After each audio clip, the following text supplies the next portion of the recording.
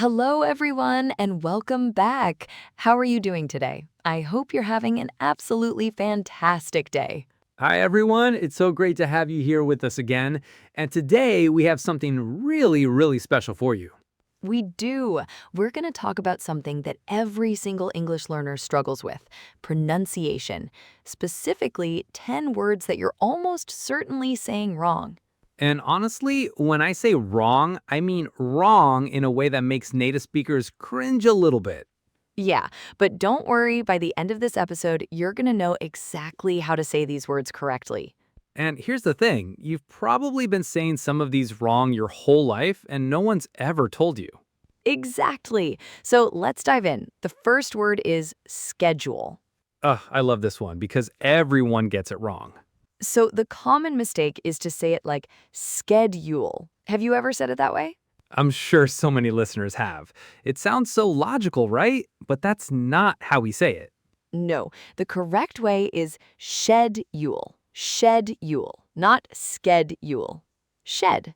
That first syllable is so important. It's shed, not sked. Schedule. Let me use it in a sentence so you can hear it in context. I need to check my schedule for next week. Schedule. Once you hear it that way, you start noticing it everywhere. Native speakers always say schedule. Exactly. So that's word number one. Next word, often. Oh, often. This one is rough. Most English learners pronounce every single letter. They say off-ten with a clear T sound. And when you do that, native speakers just kind of wince inside. The correct pronunciation is often. The T is completely silent. Silent. Gone. It doesn't exist. Often. I often go to the coffee shop. I often go. The T? Not there. Often. It's one of those weird English things where the letters lie to you. You see a T, but you don't pronounce it. Moving on to word number three, Worcester. Oh man, this is my favorite. English learners look at the spelling and they panic. Worcester. They try to say every single syllable. Worcester. Which sounds nothing like the actual word. Nothing. The real word is Worcester.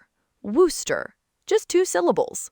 2, that's it. Worcester. From Worcester to Worcester. Your brain is blown, right? It's a perfect example of how English spelling means absolutely nothing sometimes. Absolutely nothing. You could have any language and it would match the spelling better than English does. I'm from Worcester, Massachusetts. Worcester, Massachusetts. That's how you say it. Worcester.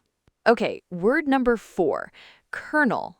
This one is actually kind of famous for being weird even to native speakers. So you look at the letters Colonel. You might try to say colon-L. But the actual word is colonel. Colonel. It's a military rank. It makes 0 sense. None of these letters spell colonel, but that's what it is.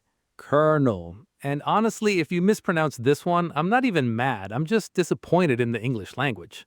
Yes, the colonel gave orders to the soldiers. That's colonel. English speakers don't blame you for this one. Even we know it's ridiculous. Word number 5, comfortable. Okay, so English learners tend to say every syllable clearly. Come, for, ta, bull. 4 syllables, all pronounced. But native speakers actually say comfortable, 3 syllables, or sometimes just comfortable. We smush it together. We don't say every single syllable clearly. That's natural English. When we talk fast, sounds blend together and disappear. So try it. Comfortable, then faster, comfortable. The middle vowel just vanishes. Is this comfortable for you? That's how you'd say it in real conversation. Comfortable. Say it faster and you get comfortable. That's the magic. Moving on, word 6, February. This one has an invisible letter. Most learners try to pronounce the R, February. But native speakers, we drop that R. We say February. The R is basically silent, February. Some people might emphasize it a tiny bit, but mostly it's just gone. My birthday is in February, not February. February. It's the same thing that happens with other months. We smush them together. Exactly. Okay, word number 7, Q. Oh, this is a visual disaster. It really is. The word is spelled Queue. 5 letters. And you know how many of them you actually pronounce? 1, just the Q. That's it. Q. That's the whole word. Q. All those other letters, U-E, they do nothing. They serve zero purpose. This is why people hate English spelling. I need to stand in a queue at the supermarket. Q. Just the Q sound. Q. Forget about everything else. This is a perfect example of how English doesn't make sense sometimes. It really doesn't. Okay, word 8, Worcestershire. This is Worcester's evil cousin. It's so long. Worcestershire. W-O-R-C-E-S-T-E-R-S-H-I-R-E. But we just say Worcestershire. Worcestershire. Start with Worcester, Worcester, and then add shire, Worcestershire. As in the sauce. Worcestershire sauce. Worcestershire sauce. A lot of native speakers actually can't spell this word. We just know how to pronounce it. And honestly, a lot of us just call it that weird brown sauce because the name is so complicated. Yeah, most people don't want to say the full name. Can you pass the Worcestershire sauce? Word number 9, squirrel. This one has made English learners actually cry. The problem is the R. Learners say squirrel, which sounds logical. But native speakers say squirrel with a really weird specific pronunciation of that R sound. And honestly, different English speakers say it slightly differently depending on where they're from.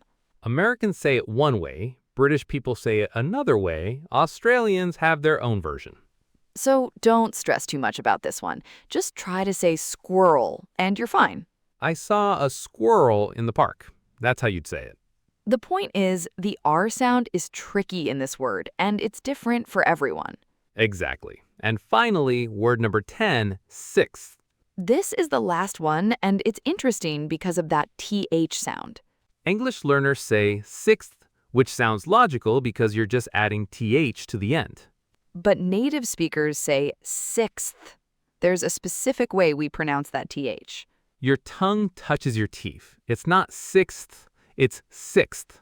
And this applies to all the ordinal numbers, by the way. First, sixth, ninth. I came in 6th place in the race. I live on the 1st floor. That TH sound is really important. Sixth, not sixth. Okay, so we went through all 10. Let me recap them really quickly. Schedule, schedule, often, often, Worcester, Worcester. Colonel, colonel, comfortable, comfortable, February, February. Q, Q, Worcestershire, Worcestershire, squirrel, squirrel. And 6th, 6th. There we go. 10 words that native speakers say every single day, and they probably sound very different from what you've been saying. The good news is that now you know. You can start practicing these pronunciations right now. And honestly, native speakers make pronunciation mistakes too. English is such a weird language with so many exceptions. So don't be too hard on yourself. The fact that you're trying to improve your English, that's what matters. Exactly. You're on the right track. Just keep practicing and these words will come naturally to you. So this week, we challenge you to practice these 10 words every single day. Say them out loud. Get comfortable with the sounds. And notice them when you hear native speakers saying them. That's when it really sticks. Well, that's all for this episode, everyone. Thank you so much for listening to us today. Thank you. We really hope this helped you. And if you like this episode, please share it with someone who's learning English. They'll thank you. Until next time, keep practicing these pronunciations, and we'll see you in the next episode. Goodbye, everyone. Have a wonderful day. Hello, everyone, and welcome back to our channel. How are you doing today? Hi, everyone. It's great to have you here again with us. And today's episode is going to help you sound so much more natural in English.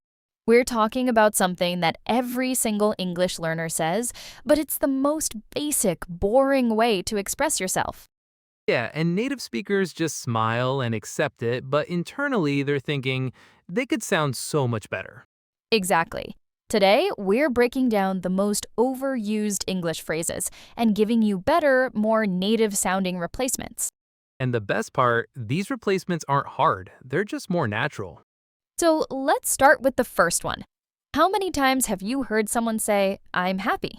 About a million times, and it's fine, but it's so basic. Right. I'm happy doesn't really tell us anything. What does happy even mean? Are you excited? Are you content? Are you just not sad? So, what are better ways to say it? Well, it depends on the context. If something good just happened to you, you might say, I'm thrilled or I'm over the moon. Over the moon is such a nice expression. It means you're extremely happy. And if you're just generally in a good mood, you could say, I'm in a good place right now, or things are going well for me. And if you got really good news, that's amazing, or I'm so excited. The thing is, native speakers use these different words depending on how happy they are and why they're happy. So saying I'm happy is like the default setting. It works, but it doesn't have any flavor. Exactly. Moving on to the next overused phrase, I like it. Oh man, I like it? That's the safest, most boring thing you can say. And when you say I like it, native speakers don't really know what that means. Do you love it? Do you just tolerate it? Is it okay? So what are better options? Well, if you really love something, you say, I love it, or it's amazing, or it's my favorite. And if something is just okay, you might say it's all right, or it's not bad, or it's decent. And if you're neutral, it's fine, or it does the job, or it's okay. But I like it is so vague. It can mean anything. Right, so be more specific, more descriptive. Native speakers use different levels of enthusiasm depending on what they actually feel. Moving on, the next phrase, I'm tired. Okay, so I'm tired is actually not that bad because it's pretty specific. You're exhausted. But there are better ways to say it, right? Yes, if you're exhausted, you could say, I'm absolutely shattered. That's British. Or I'm dead on my feet. Dead on my feet? That's so dramatic. But it's also very expressive. It tells people you are really tired, not just a little bit. And in American English, You might say, I'm beat, or I'm worn out, or I'm running on fumes. running on fumes. I love that one. It paints such a picture. Exactly. Native speakers use these colorful expressions all the time. Moving on to the next one. I'm angry. Oh, I'm angry. That's such a boring way to say it.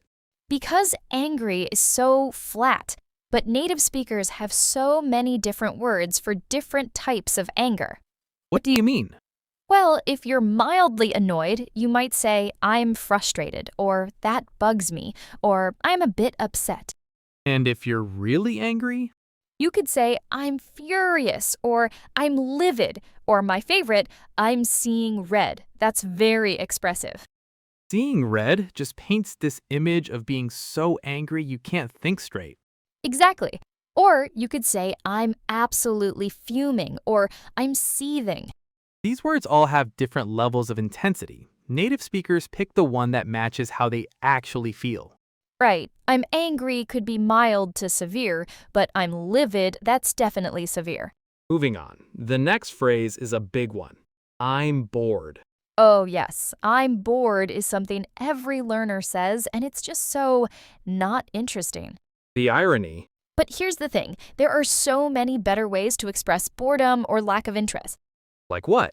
If something's really boring, you might say, this is tedious, or this is mind-numbingly dull, or I'm dying here.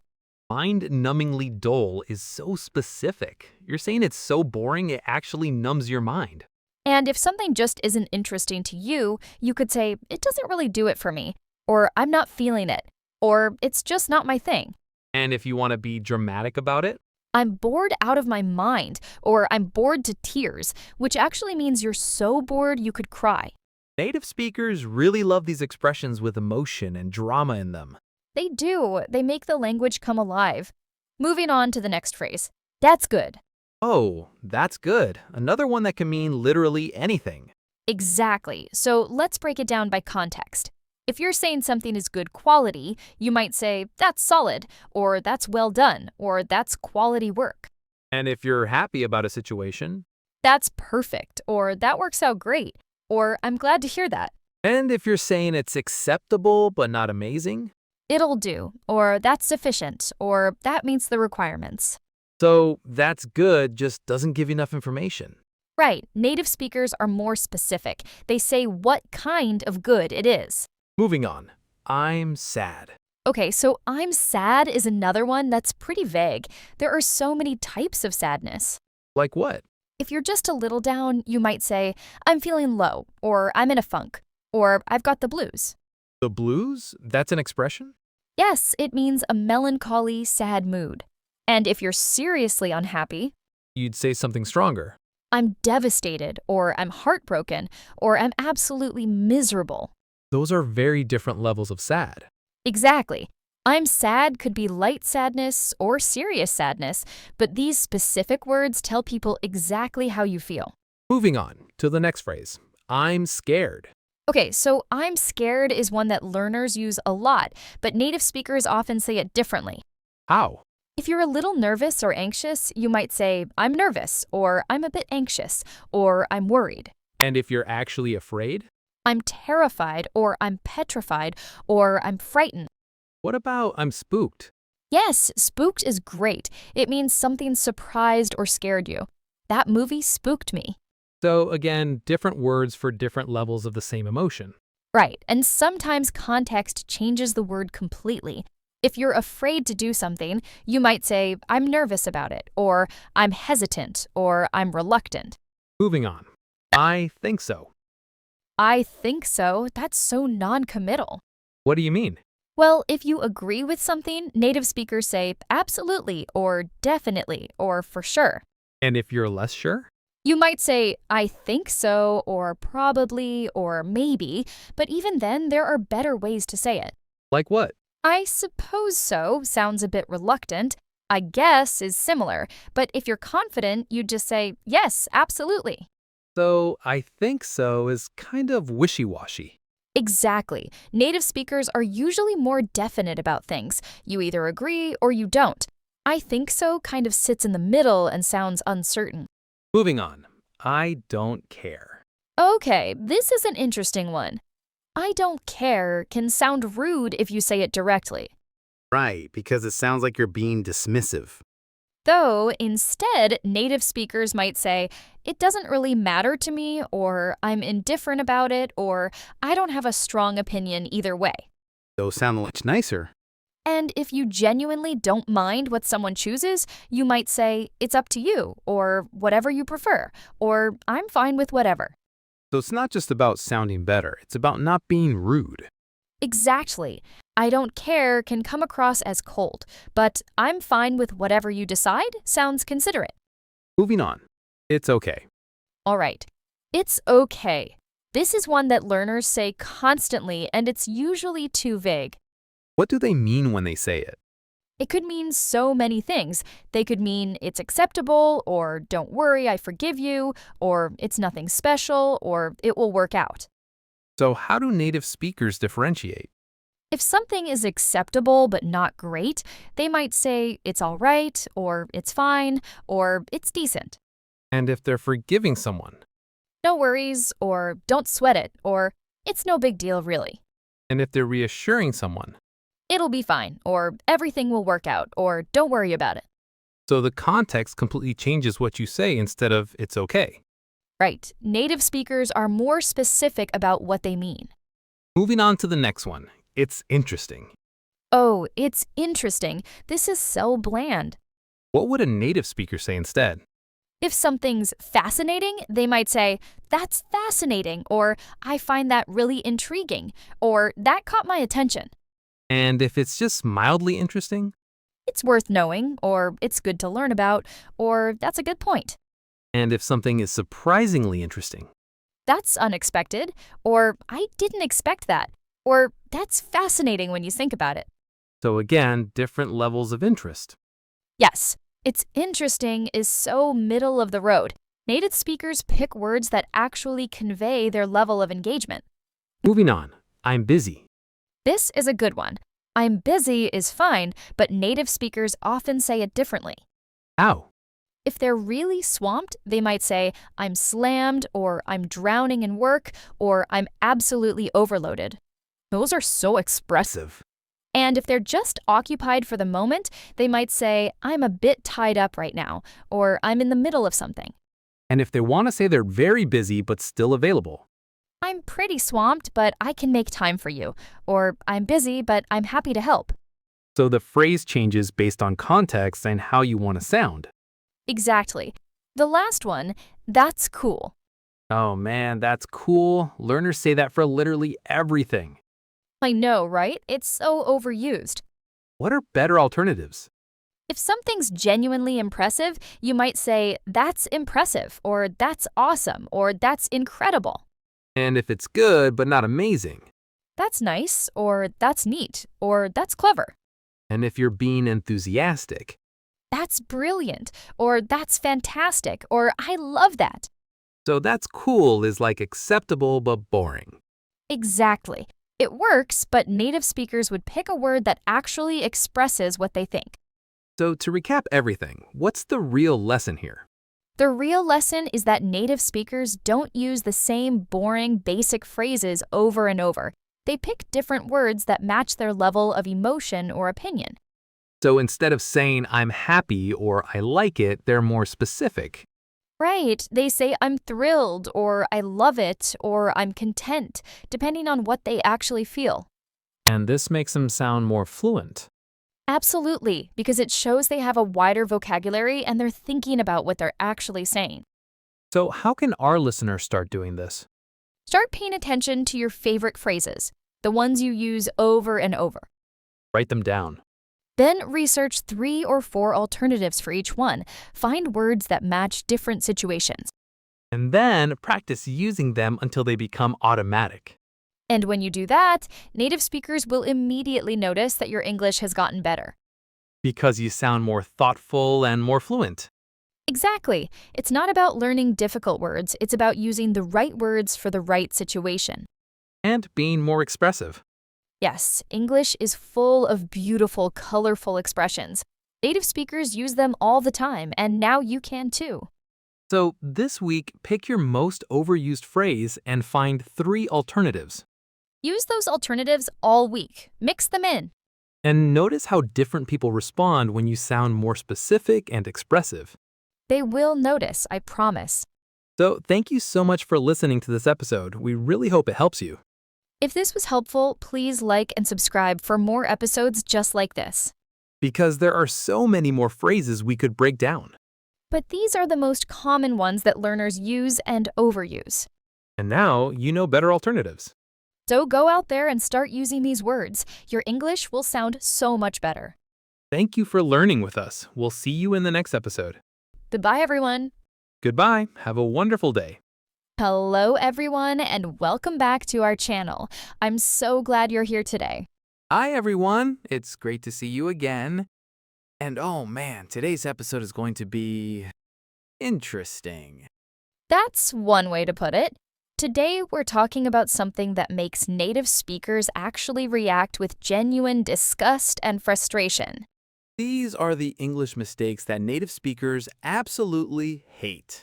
And I want to say up front, we're not here to make anyone feel bad. But we are going to be honest about how native speakers actually feel when they hear these mistakes. Because the truth is, a lot of English learners don't know what sounds wrong to us, and that's okay. But now you'll know. So, let's start. The first mistake that makes native speakers cringe is something we hear all the time. And I'm going to react honestly, the way I actually feel when I hear it. David's about to hear someone say, I am boring. Oh no. Oh, no. When someone says that, I immediately think they're telling me they're an uninteresting person. Like they're literally calling themselves boring. And that's the thing. If you say, I am boring, we native speakers don't think you're tired of an activity. We think you, as a human being, are boring. You're not fun to be around. It's so uncomfortable because I want to argue. I want to say, no, you're not boring. But then I realize, oh, they probably meant something else. Exactly. They meant I am bored. They're tired of what they're doing. But the way they said it, oof, it's rough. That one genuinely bothers me. Moving on to mistake number 2. David, are you ready? I'm braced. Someone says, I told that I was sick yesterday. Okay, so this one doesn't make me uncomfortable, but it does make me frustrated because it's so close to being right, but it's grammatically wrong. Right? It's like you understand the concept, but you just put the words in the wrong place. I told that. No, it's I said that or I told him that. You can't just say I told. You need someone to tell it to. And this is one where native speakers will understand what you mean, but will internally be thinking they haven't learned this rule yet. Which is frustrating because it's a simple rule. Say by itself, tell needs a person. Okay, number 3. This one actually makes native speakers laugh in a kind of sad way. Go ahead. Someone says, I did fun yesterday with my family. Oh my God. Okay, I did fun. That phrase doesn't exist in English. You don't do fun. What do you do, David? I have fun. You have a good time. You take a shower. You make a decision. But you don't do fun. And this one is funny because it sounds so innocent, but it's so clearly wrong to native speakers. It's like you're learning English from a robot who only knows one verb. That's a good way to describe it. Moving on to number 4. This is about prepositions. Oh, prepositions. Someone says, I am very good in English. Okay, so this one makes me want to correct it immediately. You're not good in English, you're good at English. Why does this one bother you so much? Because it's so common and it's wrong every single time. It's good at, bad at, excellent at. Skills use at, but I hear good in constantly from learners. And when you hear someone say it, what's your immediate thought? I think they haven't learned this basic preposition rule yet. It's a beginner-level mistake that even advanced learners make. Moving on to number 5. This one is about verb forms. Okay. Someone says, yesterday I go to the store and I buy milk. This one hurts a little bit because it's so wrong on multiple levels. In what way? I go, but you're talking about yesterday. That's past tense. It should be I went. And then I buy, again, past, it should be I bought. So you're changing the entire tense of the sentence? Completely. It's like you're not paying attention to when something happened. You're just saying the base verb form. It makes the whole story confusing. And this is something that makes native speakers think you're still in the very early stages of learning. Exactly, because tense is one of the first things you learn in English class. Okay, number 6. This is about articles. Articles. Oh no. Someone says, I want to buy the new car. Wait, that one's okay. You can say the new car. Okay, but what if they say, I want to buy car? Now that's the mistake. There's no article at all. You need a or the. And what does it sound like to you? It sounds like someone who hasn't learned English properly. Like articles are everywhere. Every singular noun needs one, every single time. And this is one of those mistakes that when you hear it, immediately marks someone as a non-native speaker. It really does. Native speakers never forget articles. Moving on to number 7. This is about double negatives. Oh, I'm not even gonna like this one. Someone says, I don't have no money. No, stop. Just no. That's 2 negatives. In standard English, you only use 1 negative. Why does this bother you so much? Because it's confusing. It's grammatically wrong and it sounds very uneducated. It's like you're canceling out your own negative. Right. It's either I don't have any money or I have no money. Yes, one or the other, not both. When I hear this, I immediately think the person hasn't studied English formally. Okay, number 8. This one is subtle. I'm listening.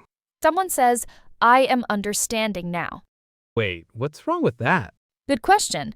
Explain what that sounds like to you. It sounds awkward. Like, why are you using the continuous tense? You just say, I understand now. It's a state. You're not actively in the process of understanding. Right. Some verbs describe states, not actions. Exactly. I understand, I know, I love, I believe.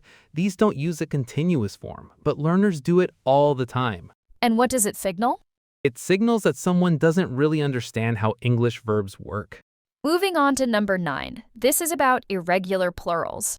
Oh, the classic mistake.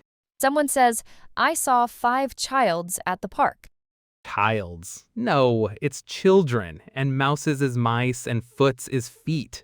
And when you hear childs, what's your immediate reaction? It's kind of embarrassing for the speaker, I mean. It sounds very wrong, like you just added an S to everything. Does it make you lose respect for the person? Little bit, yeah, because irregular plurals are taught pretty early on. If someone messes this up, I assume they haven't been studying very seriously. Okay, number 10. This one is about word order. Let's go. Someone says, I want very much to see you. Wait, that's actually kind of okay in British English, but it sounds formal and old-fashioned. Right, but what about, I want to go the store? No, you can't just say the store. You need a preposition, to the store or to go to the store. You missed a to. And this is one where native speakers will understand what you mean, but it sounds wrong. It does. It's a missing preposition, and when you miss prepositions, it changes the whole sound of the sentence. Moving on to number 11. This is about subject-verb agreement. Okay. Someone says, the group of students are studying. Actually, that one's fine depending on the context. In American English, you'd say is studying because group is singular. But in British English, are studying works. Good point. But what about everyone are happy? No, everyone is singular. It's everyone is happy. Everyone is singular. Everyone is one unit. And when you hear this mistake, It's less emotional and more just wrong. It's a grammar rule. You either know it or you don't. moving on to 12. This is about confusing words. Which ones? Someone says, I'm boring of this activity. Boring of? That's not right. You say, I'm tired of this or I'm bored with this. And what does boring mean? Boring means something is not interesting, like this activity is boring, not that you're boring of something. So when someone says this, It signals their confusing vocabulary. They know the word boring, but they're using it in the wrong context completely. okay, final one, number 13. This is about missing to in infinitives. Go ahead. Someone says, I want go to the beach. No, it's I want to go to the beach. You need that to before the verb. And this is something learners do a lot? All the time, especially speakers of languages that don't use infinitives the same way. But in English, after certain verbs like want, need, hope, you always use to. And what's your reaction? It's frustration, honestly, because once you learn this rule, you should never forget it, but learners keep doing it. So to recap, these are the mistakes that actually bother native speakers the most. The ones that make us cringe are usually the ones that are close to being right but miss something important.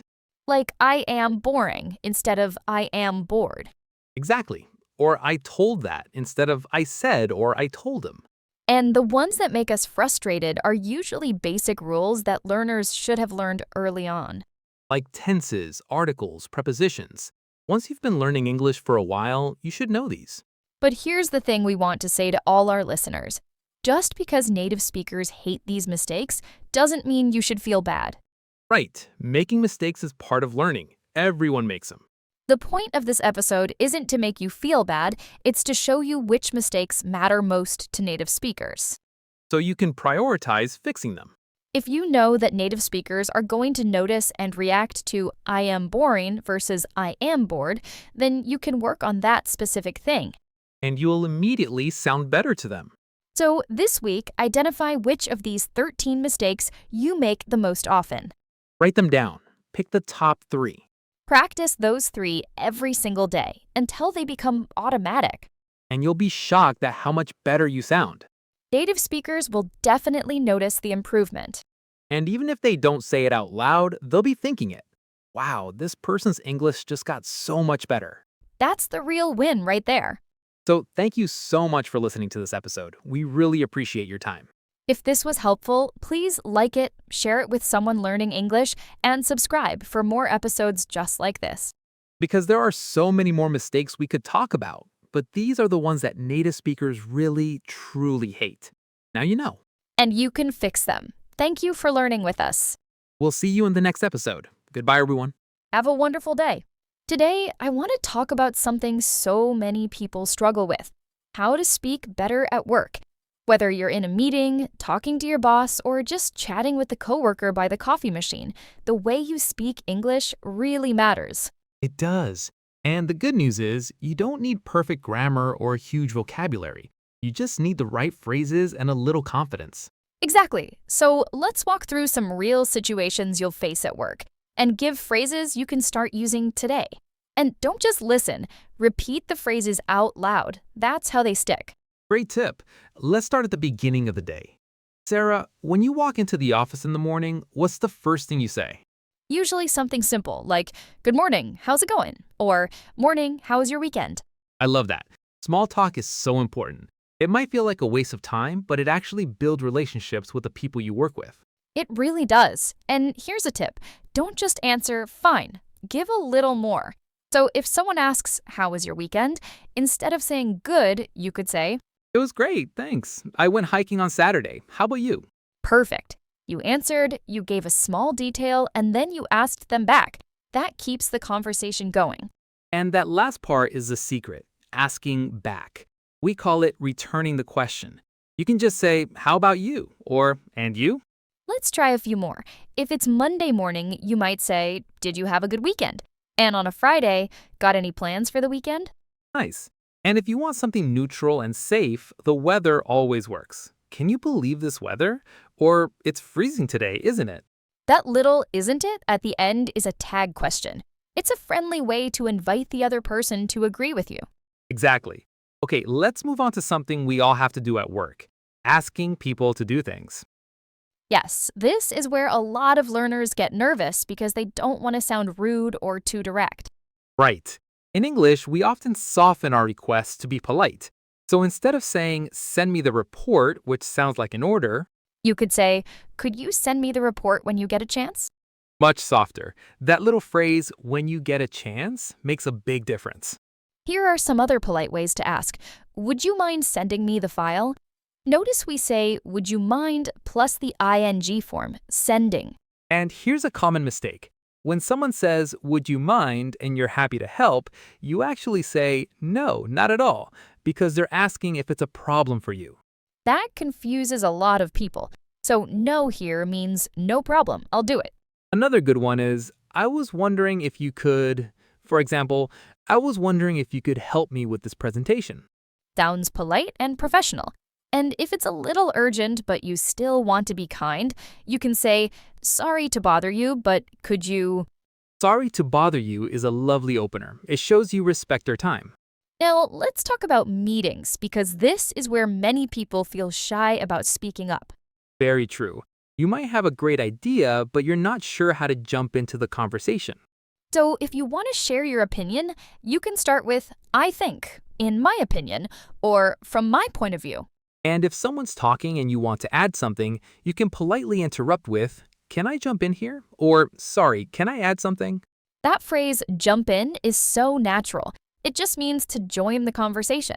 And what if you don't understand something? Don't just nod and pretend. Ask. You can say, "Sorry, could you explain that a bit more?" Or, "Just to make sure I understand, do you mean..." That second one is great because you're checking your understanding. It shows you're really listening. And if you agree with someone, show it. Say, "That's a great point," or "I completely agree," or just "exactly." What about disagreeing? Sometimes you do need to disagree, even with your boss, but you want to stay polite. This is so important. In English, we rarely say, "No, you're wrong." That's too strong. Instead, we soften it. For example, "I see what you mean, but have you considered..." You're showing respect for their idea first, then offering yours. Or you could say, "That's an interesting idea. Another option might be..." Notice, another option might be, not "you should do this." Softening again. Respect first, then your opinion. Let's put some of this together with a quick practice. David, you be a coworker and I'll come and ask you for help. Sounds good. Go ahead. Hey David, sorry to bother you. Do you have a minute? Sure, what's up? I'm a bit stuck on the sales report. Would you mind walking me through it? No problem at all. Let's take a look together. Thanks so much. I really appreciate it. And there it is, 5 natural phrases in one short conversation. Sorry to bother you. Do you have a minute? I'm a bit stuck. Would you mind walking me through it? And I really appreciate it. That's the goal. Small phrases used together. And walk me through it is a lovely one. It means explain it to me slowly, step by step. When someone helps you, always say thank you, but go beyond just thanks. Try thanks so much. I really appreciate it. Or that's really helpful. Thank you. And if you're the one helping, you can offer with, let me know if you need a hand, or feel free to ask if you have any questions. Need a hand just means need help. Let's do a quick one on emails too, because so much communication happens in writing now. Good point. To start a friendly but professional email, you can write, Hi Anna, I hope you're doing well. And to make a request, when you have a moment, could you… To end an email, you can use best regards, thanks again, or just best. And if you need a reply, looking forward to hearing from you. One more. If you're late with something, a useful phrase is apologies for the delay. Short, professional, and polite. Speaking of being late, let's talk about mistakes because everyone makes them. True. If you make a mistake, the best thing is to own it. You can say, that was my mistake, I'll fix it right away. Taking responsibility actually builds trust. And if you need to apologize, I'm sorry about that. It won't happen again. Works well. Now, receiving feedback. Sometimes your manager gives you feedback that's hard to hear. Stay calm and say, thank you for the feedback. I'll work on that. So professional. You don't have to get defensive, just listen and respond calmly. And if you want to give a coworker some gentle feedback, soften it. Instead of, this is wrong, try, one thing I'd suggest is, or have you thought about trying… Soft, kind, and helpful. That's exactly the right tone. Okay, last topic. How to wrap up a conversation and finish your workday. If you need to leave a chat politely, you can say, I'd better get back to work, or anyway, I should let you go. I should let you go is a polite way to end a chat even when you're the one who needs to leave. And at the end of the day, have a good evening, see you tomorrow, or take care. Simple and warm. Those little goodbyes leave a really good impression. And remember the big secret of professional English. Soften your language, be polite, and stay friendly. You don't need to be perfect. That's so true. Confidence comes from practice, not perfection. So this week, pick just 2 or 3 of these phrases and try them at work. And don't worry about mistakes. Every mistake is a step forward. Hello, everyone, and welcome back to our channel. How are you doing today? I hope you're having an amazing day. Hi, everyone. It's so great to have you here again with us. And today, oh man, today's episode is going to change how you sound in English. We're talking about something really important. English mistakes that make you sound uneducated. And I want to be clear about something. If you're making these mistakes, it doesn't mean you're not smart. It just means you haven't learned these specific rules yet. Exactly. But once you know them, you're going to sound so much more professional and educated immediately. So let's dive in. The first mistake is one that even advanced English learners make all the time. You say, I am boring. Oh no. When you say that, native speakers think you're actually a boring person. That's not what you mean, is it? Right. What you actually mean is, I am bored. Bored, B-O-R-E-D, not boring. So here's the rule. When you describe how you feel, you use the ED form. I am bored. I am tired. I am excited. I am confused. But when you describe what something is like, you use the ing form. This movie is boring. This job is tiring. This news is exciting. This situation is confusing. So if you say, I am boring, you're saying you as a person are boring. You're uninteresting. But if you say I am bored, you're saying you feel bored right now. You're not entertained. Let me give you more examples. I am interested in history. That's correct. But this book is interesting, also correct, but different. I am interested is about you. The book is interesting is about the book itself. And this pattern applies to so many words.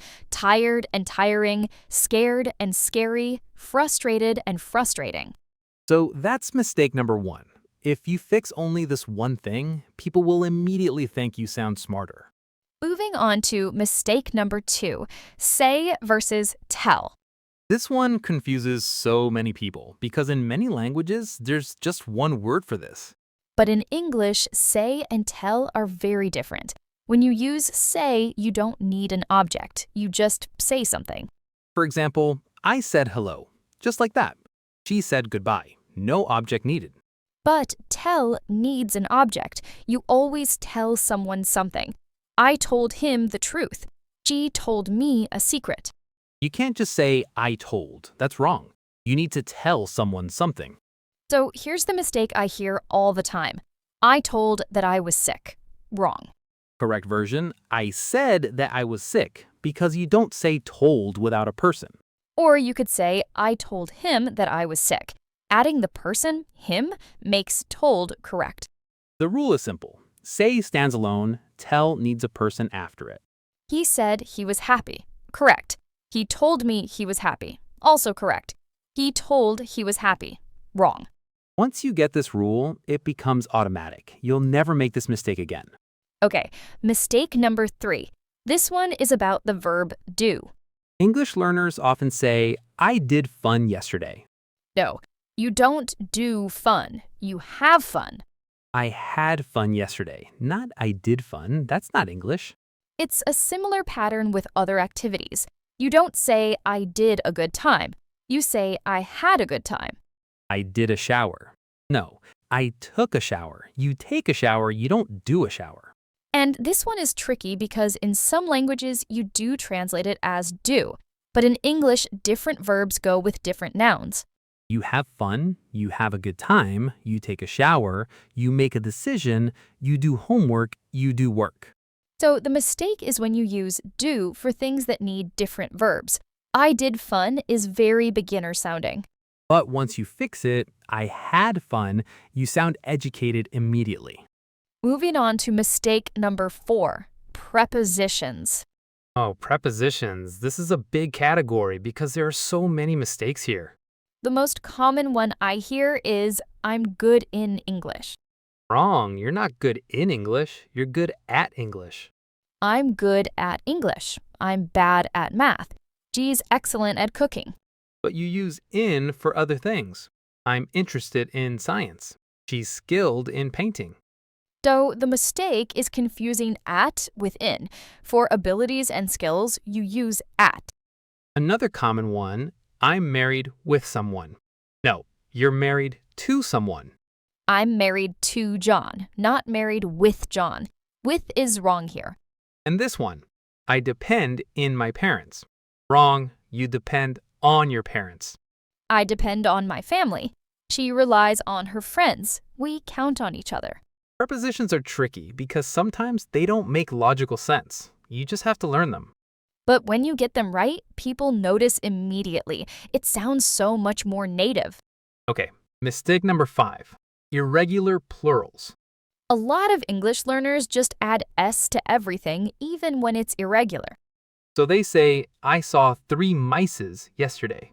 No, it's mice, not mouses. English has so many irregular plurals. Mouse becomes mice. Child becomes children. Person becomes people. One person, two peoples. No, 2 people. 1 foot, 2 foots. No, 2 feet.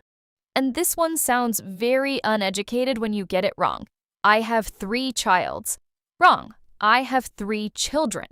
It's one of those things that immediately marks you as either educated or not educated about English. So you need to memorize the irregular plurals. There aren't that many. Man, men, woman, women, tooth, teeth. Once you know them, you sound so much better. Moving on to mistake number 6, using present simple when you should use present perfect.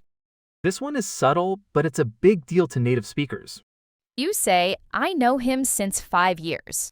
Wrong. The correct way is, I have known him for 5 years. When something started in the past and is still happening now, you use present perfect, have plus past participle. I have lived here for 10 years. She has worked here since 2015. We have been friends for ages. But if it's finished and done, you use past simple. I lived in Paris for 2 years. Then I moved to London. So the key is, if it's still continuing, use present perfect. If it's finished, use past simple. I have worked here since January. That job is continuing. I worked at that company for 5 years. That job ended. Getting this right makes you sound so much more educated. Okay, mistake number 7, confusing also and to. These sound similar, but they're used differently. You say, I want to come also. It's grammatically incorrect. You can say, I want to come too, or I also want to come, but not, I want to come also. To goes at the end of the sentence. I'm coming too. Can I come too? Also goes after the subject or before the verb. I also want to come. I also like chocolate. So the mistake is using also at the end. That's not how native speakers do it. Getting this right makes you sound more polished. Moving on to mistake number 8, double negatives. This is a beginner mistake, but I still hear it sometimes. You say, I don't have no money. 2 negatives, that's wrong. In standard English, 1 negative is enough. Either I don't have any money or I have no money, not both together. I didn't see nothing. Wrong. I didn't see anything, or I saw nothing. 1 negative, not 2. In some English dialects, double negatives are acceptable, but in standard English, they make you sound uneducated. So avoid them completely. Mistake number 9, wrong verb forms. English learners often say things like, he go to the store yesterday. Wrong. If it's past tense, you change the verb. He went to the store yesterday. Or they say, I am understanding now. That's awkward. You should say, I understand now. Some verbs describe states, not actions. You don't understand something, you understand it. It's just a fact. So I understand, not I am understanding. And this, I will go tomorrow is correct, but I will be going tomorrow is also correct, but much more formal. So the mistake is using complicated tenses when simple ones work better. Just say, I will go. Unless you have a specific reason to use a more complex tense, keep it simple. And finally, mistake number 10, articles, a, an, and the. Man, this is a big one because articles are so tricky. You say, I want to buy a new car. Where's the article? You need one. I want to buy a new car. Or if it's a specific car, I want to buy the new car, the one we talked about. For plural nouns, you sometimes don't need an article. I like cars. But if it's specific, I like the cars in that dealership. And a versus an, you use an before vowel sounds. An apple, an hour. Even though hour starts with H, it sounds like ow, a vowel sound. The mistake is either forgetting the article completely or using a when it should be an. Once you get articles right, your English sounds so much more polished. So there we go, 10 mistakes that make you sound uneducated. Let me recap them quickly. 1. I am bored, not I am boring. 2. Say versus tell. 3. Have fun, not do fun. 4. Good at, not good in. 5. Mice, not mouses. 6. I have known, not I know sense. 7. Come to, not come also. 8. Don't have any, not don't have no. 9. Correct verb forms. And 10, use articles, a, and, the.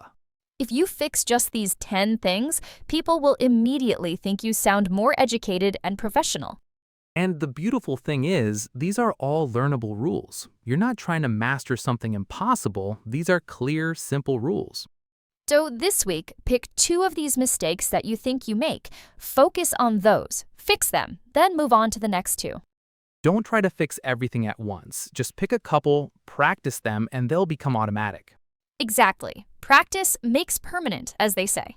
So thank you for listening to this episode. We hope it was really helpful for you.